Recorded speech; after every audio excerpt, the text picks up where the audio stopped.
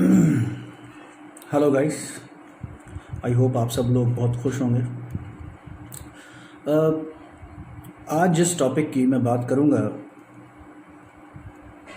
वो है मैनेजमेंट। ठीक है, बेसिकली 12th क्लास सीबीएसई का फर्स्ट चैप्टर है ये, और इसमें हम समझेंगे कि मैनेजमेंट क्या होता है, मैनेजमेंट के फीचर्स क्या होते हैं, मैनेजमेंट के फंक्शंस क्या होते हैं, इसकी इम्पोर्टेंस क्या होती है, इसमें कितने लेवल्स होते हैं। सीबीएसई के बोर्ड पैटर्न की बात करूँ तो ये चैप्टर अपने आप में एक इम्पॉर्टेंट चैप्टर भी है, और दूसरा इसमें से काफ़ी सारी केस स्टडी भी बन सकती हैं। आने वाले सारे चैप्टर्स से इसका बहुत अच्छा कनेक्शन है। तो अगर स्टार्टिंग कहते हैं अगर अच्छी हो, ठीक है, तो एंड और भी अच्छा होता है ना। अगर कोई मकान बनने वाला हो, उसकी जब तक नींवें मजबूत ना हो, है ना, जिसके ऊपर मकान खड़ा होगा उसका फाउंडेशन, जब तक वो मजबूत ना हो तब तक मकान खड़ा नहीं हो सकता या स्टेबल नहीं रह सकता। तो ऐसे समझिए कि ये वो चैप्टर है जो आपको आने वाले चैप्टर्स को पढ़ने में मदद करेगा, और फर्स्ट लेसन है सीबीएसई का। चैप्टर के पॉइंट ऑफ व्यू से बात ना करूँ, सिंपल अगर मैं बात करूँ तो मैनेजमेंट तो आप लोग भी समझते हो, है ना, एक कॉमन वर्ड है मैनेजमेंट। रियलिटी में मैनेजमेंट कुछ और ना होकर हमारे आस पड़ोस में हम जितनी भी चीज़ें देखते हैं, जितने भी हम कॉन्ट्रैक्ट्स देखते हैं, वो सभी मैनेजमेंट के अंदर आती है। इनफैक्ट आपके घर के अंदर भी मैनेजमेंट आप देख पाओगे।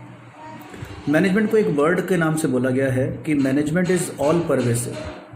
ये ऑल परवेसिव का मीनिंग ये हुआ, मैनेजमेंट हर जगह है, चाहे वो आपका घर हो, आपका स्कूल हो, बाहर हो, ठीक है, कोई खेलने की जगह हो, है ना, कहीं पर भी आप किसी का भी नाम ले लें, हर जगह मैनेजमेंट होता है। मैनेजमेंट इज़ ऑल परवेसिव, ऐसा बोला जाता है। ऑल परवेसिव का मतलब हो गया हर जगह, एवरीवेयर। चाहे वो नॉन प्रॉफिट मेकिंग ऑर्गेनाइजेशन हो, वहाँ पर भी मैनेजमेंट होता है, चाहे प्रॉफिट मेकिंग ऑर्गेनाइजेशन हो, वहाँ पर भी मैनेजमेंट हमारे को देखने को मिलेगा। मैनेजमेंट का मतलब हुआ चीज़ों को संभालना और डेवलप करना, और साथ में दूसरों का भी ख्याल रखना। According to definition, according to meaning अगर मैं इसकी बात करूँ तो मैं ऐसे बोलूँगा, management is an art. Management क्या है? एक आर्ट है। Getting work done through others, है ना। मैनेजमेंट एक आर्ट है जो दूसरों से काम लेती है with the aim, for the aim of achieving goals. जिसका रीज़न क्या होता है, किस वजह से काम लिया जाता है? ताकि हमारे गोल्स अचीव हो सकें effectively and efficiently, and also it is a continuous process. तो मैंने कितनी बातें बोली, देखें, इंपॉर्टेंट बातों को पकड़ लो। मैंने कहा मैनेजमेंट इज़ एन आर्ट, तो आर्ट, इस बात को ध्यान रखना, मैनेजमेंट एक कला है, एक आर्ट है। Getting work with other peoples, दूसरे लोगों से काम करवाया जाता है फॉर द अचीविंग गोल्स, ताकि वो गोल्स अचीव हो सकें इफ़ेक्टिवली एंड एफिशिएंटली। 4 बातें मैंने बोली, और 5वीं बात मैं इसके अंदर इंक्लूड करूँगा कि मैनेजमेंट एक कॉन्टिन्यूस प्रोसेस है। तो मैंने 5 बातें कौन कौन सी, एक बार फिर से, मैनेजमेंट एक आर्ट है, getting work from other people for the aim of achieving goals effectively and efficiently, और लास्ट कॉन्टिन्यूस प्रोसेस। तो आपको पक्के से याद रखना है ये 5 बातों को, और आप मैनेजमेंट को किसी भी तरीके की लैंग्वेज में इन 5 बातों को रख करके आप इसकी डेफिनेशन लिख सकते हो। Management is an art, getting work done through other peoples for the aim of achieving goals effectively and efficiently, and it is a continuous process. इतना अगर आप लिखते हो तो सफिशिएंट है इसकी इतना मीनिंग, ठीक है। अब इसकी मीनिंग से कुछ शब्द निकल करके सामने आते हैं कि मैनेजमेंट एक आर्ट है जिसमें दूसरों से काम लिया जाता है। एक आदमी खुद अपने आप में मैनेज नहीं कर सकता, वो दूसरों से मैनेजमेंट करवाता है या खुद उसका एक पार्ट बनता है। अपने आप को मैनेज नहीं किया करना पड़ता है, चीज़ों को मैनेज करना पड़ता है। उसके लिए आपके पास में बहुत सारे लोग होने चाहिए जिनको और जिनके द्वारा आप चीज़ों को मैनेज कर पाओगे। ठीक है, किस वजह से? आपका एम है किसी चीज़ को हासिल करना, तो getting work done through other peoples for the achieving goals effectively और एफिशिएंटली। ये इफ़ेक्टिव और एफिशिएंट वर्ड को मैं आगे डिस्क्राइब करूँगा, लेकिन अभी मैं आपसे कहूँ तो मैं ये कह सकता हूँ कि आपको टारगेट कंप्लीट करना है टाइम पर और मिनिमम कॉस्ट पर। मैंने इन दोनों को कंबाइन करके बोल रहा हूँ, इफेक्टिव और एफिशिएंट दोनों को कंबाइन करके। मैंने क्या कहा? आपको कोई टारगेट दिया गया है, वो टारगेट आपको कंप्लीट करना है प्रिस्क्राइब्ड टाइम में और मिनिमम टू मिनिमम कॉस्ट में। ये सब अगर हो गया तो इसे कोई मैनेजमेंट बोलेंगे। ये कॉन्टिन्यूस प्रोसेस है। कॉन्टिन्यूस प्रोसेस का मीनिंग क्या? कॉन्टिन्यूस प्रोसेस का मतलब है अगर एक काम ख़त्म हो गया तो दूसरा काम शुरू होता है, दूसरा ख़त्म हुआ तो तीसरा, तीसरा ख़त्म हुआ तो चौथा। मैनेजमेंट कभी रुकता नहीं है, ये डायनामिक भी है। मैनेजमेंट कभी नहीं रुकता, मैनेजमेंट हमेशा चलेगा। आपकी मदर सुबह उठती हैं, सुबह उठ करके वो बहुत सारा काम करती हैं और दोपहर में भी, शाम को भी, रात को भी, फिर वो सो जाती हैं, फिर अगले दिन फिर से वही काम।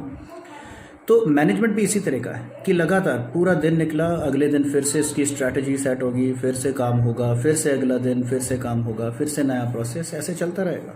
तो मैनेजमेंट कभी रुकता नहीं है। ठीक है, आगे अगर मैं इसकी बात करूं तो फीचर्स इसमें आप देखोगे अपनी बुक में, मैनेजमेंट के फीचर्स क्या हैं। देखो, फीचर्स को इस तरह से याद मत करो जैसे बुक में लिखा है। इसके आप एक वर्ड बना लो, एक लाइन या एक सेंटेंस बना लो, जिससे फीचर्स याद करने में आसानी हो जाएगी। जैसे आप इस तरह से बना सकते हो एक लाइन, जैसे मैंने बनाई है। गौतम गंभीर जानते हो ना, क्रिकेट प्लेयर था पहले इंडियन क्रिकेट टीम में। तो गौतम गंभीर वर्ड याद रखो कि फीचर्स में हम गौतम गंभीर वाला वर्ड याद रखेंगे। अब गौतम गंभीर के ऊपर क्या लाइन है, वो लाइन सुनना। गौतम इज डायनेमिक, गंभीर ऑल्सो कैन मल्टी डायमेंशनल पॉ। अब ये पॉ मतलब POW पॉ, मैंने जानबूझ के POW पॉ रखा है। ऐसे कुछ शब्द होते हैं जो जल्दी याद हो जाते हैं, जो ऊट पटांग के शब्द हो। नॉर्मल कॉमन वर्ड याद रखने में आसानी नहीं होती, पर जो अलग से शब्द हो ना वो जल्दी याद होते हैं, ऐसा मेरा मानना है। तो मैंने क्या बोला फीचर्स के अंदर? गौतम इज डायनेमिक, गंभीर ऑल्सो कैन मल्टी डायमेंशनल पॉ। लास्ट एक बार फिर, third time. Gautam is dynamic, गंभीर ऑल्सो कैन मल्टी डायमेंशनल पॉ। पॉ मतलब POW। अब हम फीचर्स को कैसे याद कर सकते हैं, देखना इस वर्ड से, इस लाइन से हम कैसे फीचर्स समझ सकते हैं। गौतम जो पहला शब्द मैंने यूज किया था, वो फीचर्स में, मैनेजमेंट के फीचर्स में जो पहला शब्द मैंने गौतम वर्ड यूज किया, उसका आप G ले लो। अब जैसे मैंने क्या बोला, गौतम इज डायनेमिक, तो हर एक का अपन पहला पहला एक वर्ड, एक अल्फ़ाबेट पहला पहला ले लेंगे। गौतम का जो G है, स्टार्टिंग का लेटर G, उसमें बोलूँगा गोल ओरिएंटेड प्रोसेस। तो फीचर, पहला फीचर क्या हो गया? Management is goal oriented process. अब एक गोल ओरिएंटेड का मतलब क्या? कि मैनेजमेंट किया ही इसलिए जाता है कि आपको कोई गोल अचीव करना है, उस गोल को हासिल करना है। कोई आपका एम है, कोई मकसद है, कोई ऑब्जेक्टिव है जिसे आप पूरा करना चाहते हो, तो गोल ओरिएंटेड प्रोसेस। फिर मैंने कहा था गौतम इज डायनेमिक, तो गौतम का G हो गया फिनिश। अब इज यानी पहला वर्ड है आई का मतलब होगा इंटेंजिबल फोर्स। आई मतलब इंटेंजिबल फोर्स। इसका मीनिंग ये हुआ, मैनेजमेंट दिखाई नहीं देता, मैनेजमेंट को हम देख नहीं सकते, जिस तरह से हम हवा को नहीं देख सकते, लेकिन हम हवा को महसूस कर सकते हैं कि हवा चल रही है। इसी तरह से मैनेजमेंट देखा नहीं जाता, उसे महसूस किया जाता है कि इस ऑर्गेनाइजेशन में इस तरह का मैनेजमेंट होता है, यहाँ पर मैनेजमेंट गड़बड़ है, यहाँ मैनेजमेंट स्ट्रांग है, यहाँ प्रोडक्टिविटी क्यों बढ़ी है, क्योंकि यहाँ का मैनेजमेंट बहुत ही तगड़ा था, पर उसको हम देख नहीं पाएंगे, सिर्फ फील कर पाएंगे। वहाँ के कार्य प्रणाली को, वहाँ के काम करने के तरीकों को हम सिर्फ ऑब्जर्व करेंगे, हम देखेंगे, छू थोड़ी सकते हैं मैनेजमेंट को, सिर्फ महसूस कर सकते हैं। तो महसूस करने के लिए ही वर्ड यूज आया है इंटेंजिबल फोर्स। तो गौतम इज डायनेमिक। अब गौतम का G हो गया, आई से इज वो हो गया। डायनेमिक एक अपने आप में मैंने वर्ड लिया है। क्या? डायनेमिक का D नहीं लेना, डायनेमिक अपने आप में एक वर्ड है। अब डायनेमिक का मीनिंग क्या हुआ? एक होता है स्थिर, स्थिर मतलब रिजिड, रिजिड बोलेंगे ना कि ये काम इसी तरह से होता है, इसी तरह से होता है, इसी तरह से होता है। पर मैनेजमेंट रिजिड नहीं है, मैनेजमेंट है डायनेमिक। डायनेमिक मतलब परिवर्तनशील, चेंज होते रहना, अकॉर्डिंग टू सिचुएशन, खुद को चेंज करना या स्थिति को चेंज करना या चीज़ों को बदलना, या एक तरीके से काम न करना, बदलते रहना, नया क्रिएटिविटी लेके आना, नया इनोवेशन करना, नए आइडियाज़ लेके आना, इसको बोलते हैं हम डायनेमिक, गतिशील, परिवर्तनशील। तो गौतम इज डायनेमिक। इसको मैं कैसे बोलूँगा? Goal oriented, intangible force, dynamic function. तो 3 बातें हो गई ना फीचर्स में। कौन कौन सी 3? Goal oriented, intangible force, dynamic. ठीक है, आगे की लाइन मैंने जोड़ी थी, गंभीर ऑल्सो कैन मल्टी डायमेंशनल पॉ। अब गंभीर, सेम बात करेंगे, जी ले लेंगे, ए ले लेंगे, ऐसे करके चलेंगे। तो मैंने बोला गंभीर, गंभीर का जो जी है उससे हम बोलेंगे ग्रुप एक्टिविटी। अब ये ग्रुप एक्टिविटी मतलब, मैंने आपसे पहले कहा था मैनेजमेंट अपने आप में नहीं होता, मैनेजमेंट लोगों से, लोगों के द्वारा, लोगों को साथ में लेकर के किया जाता है। तो मैं जब लोगों वर्ड यूज़ कर रहा हूँ तो यहाँ पे एक पर्सन तो हुआ नहीं, यहाँ पे बहुत सारे लोग जुड़ गए। तो यानी मैनेजमेंट एक ग्रुप एक्टिविटी है, जिस ग्रुप को इंक्लूड करके और फिर आप मैनेजमेंट करते हो। नहीं तो आप मैनेजमेंट अपने आप से कैसे कर पाओगे? हो ही नहीं सकता ना, लोगों का साथ चाहिए आपको और उनके द्वारा काम करवाना है। तो इसका एक फीचर ये भी हुआ, क्या? Group activity. अब मैंने क्या बोला था? गंभीर ऑल्सो कैन मल्टी डायमेंशन। अब जो ए है, गंभीर हो गया है ना, गंभीर फिनिश। अब जो ए है, ए से मैं बोलूँगा ऑल परवेसिव। ऑल परवेसिव मैंने पहले भी बताया था कि क्या होता है इसका मीनिंग, सोचो। मैंने बताया था ऑल परवेसिव मतलब हर जगह, एवरीवेयर। मैनेजमेंट सब जगह है, आपके स्कूल में भी है, आपके घर में भी है, हॉस्पिटल में भी है, हर जगह। तो गंभीर ऑल्सो, तो गंभीर से क्या हो गया? Group activity. एंड का मतलब क्या हो गया? All pervasive. कैन, कैन आगे मैंने क्या जोड़ा है वर्ड? कैन। कैन का मतलब मैं यहाँ पे लूँगा कॉन्टिन्यूस प्रोसेस। कैन में सी आता है ना पहला लेटर, तो उस सी से कॉन्टिन्यूस प्रोसेस। तो मैंने क्या बोला? गंभीर ऑल्सो कैन मल्टी डायमेंशनल पॉ। तो गंभीर से क्या हो गया वर्ड? Group activity. एंड से क्या हो गया? All pervasive.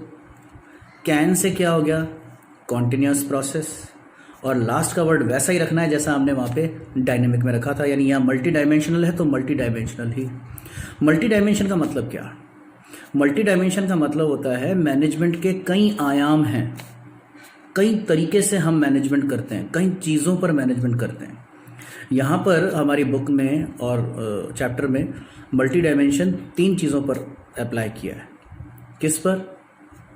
Management of people, management of work and management of operation. लोगों का मैनेजमेंट किया जाता है मैनेजमेंट के अंदर, काम पर मैनेजमेंट किया जाता है, और काम करने के तरीके यानी ऑपरेशंस, उसका मैनेजमेंट किया जाता है। इसको हम बोलते हैं मल्टी डायमेंशन। तो मल्टी डायमेंशन में 3 वर्ड आए, पर्सन, वर्क